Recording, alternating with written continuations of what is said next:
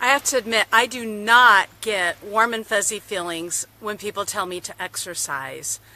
I have some pretty major post-traumatic stress, whatever that is, disorder about my years growing up in elementary school with having to do with PE. So for some reason, I did not get the memo on how to play a lot of sports. As far as baseball, basketball, all of those things, we would do them in elementary school. And I don't ever remember anyone teaching me how to do it. So I would get there and we would play baseball especially. And I had no idea how to catch the ball, how to hit the ball. And no one really showed me. And it was back in the day when bowling, we didn't talk about bowling. If people are upset, they just punch each other. So yeah, the kids weren't very nice about it.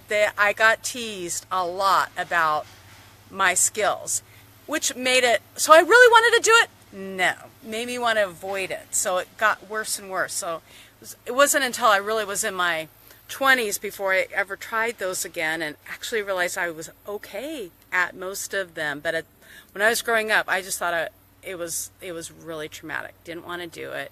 Scared of failure. Teased. Bad experience. What was even worse is they would, in your in class, and just go, it's like the teacher would say, let's go play games. So they would choose 2 captains. And each of those captains would take turns choosing somebody in the class to be on their team. They'd go back and forth. And yeah, you guessed it. I would generally be dead last being chosen. Great on the self-esteem. If you're a teacher, never do that to a child. It'll make them so that they think they don't like fitness. When I think everybody loves to move their bodies. It's just, yeah. Okay, so now you heard my big post-traumatic stress. It got somewhat better in the 20s. You know, in the 20s, you really want to look good. I'm not talking about 1920s, but my 20s. You want to look good. That was back in the day of the major aerobics. Yeah, Jane Fonda, all that stuff. So I would go to aerobics, and actually I enjoyed it for the most part. But some of the things, they still do this. They have mirrors all around so you can see yourself. And it was also traumatic because I guess I have a little bit more of a difficulty with my coordination. And I could see myself not being able to follow the steps. And back then, the steps were a lot more intricate in these exercise classes than they were now. They did like major routines. And yeah, I was more like Lucy on, you've seen that, I Love Lucy, it goes around Facebook where she's trying to dance and she's doing her own thing. That was me. Another thing is I have no idea where they found these aerobic teachers. But they had like these bodies and they had the cutest outfits, and everybody in there pretty much looked like that. Me, though I'm in my big t-shirt, and I felt like a monster next to them. The funny thing is I look back now at pictures of me in 20s, I was really thin, so I have no idea where they got these supermodel or whatever, and they're like, oh no, it's Thanksgiving, what are you going to do to make sure you don't eat anything? And I'm like, I like food. I want to eat. I still like food. So anyway, so for years I kind of thought, oh, I wasn't one of those exercise people, but I want you to know, so ironically, my number 5 skill on 5 ways to rewire the brain is exercise. But I want to say that exercise, to me, means just moving your body. We live in a really sedentary society. I mean, my parents thought it was bad for me watching TV. And now we've got our smartphones, we've got video games. We have, so much electronics that we are just not moving. And our bodies are meant to move. We didn't used to have to think, oh, I have to go exercise, because we just did it to survive back in the day. Nowadays, we have to actually purposely decide to move our bodies.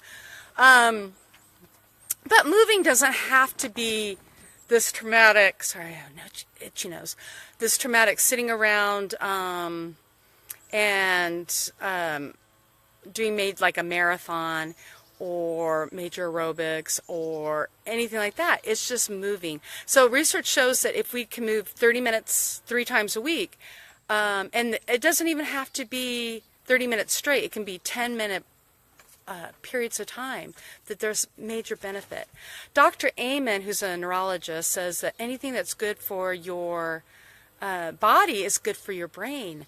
So it does incredible things for our brain and for our mood. No, I won't give it. I dropped a piece of paper to kind of explain my notes. But here's some of the things that it does for our mood. It reduces anxiety and depression, because what it does is it increases the blood circulation in your brain, and it influences the pituitary adrenal axis, and that helps us with stress. And then it hits several regions in our brain, including the limbic system. That controls motivation and mood. The amygdala, you've heard me say that, it helps with your emotions. And the hippocampus, which helps play a role in our mood and memory. So it actually helps us with motivation, memory, focus, all these wonderful things for our brains, just by moving our body a little bit each day. So it doesn't have to be torturous. You choose something that you like. I think that's the main thing. Use it as something that you love. For me, I love walking in nature more than anything I get.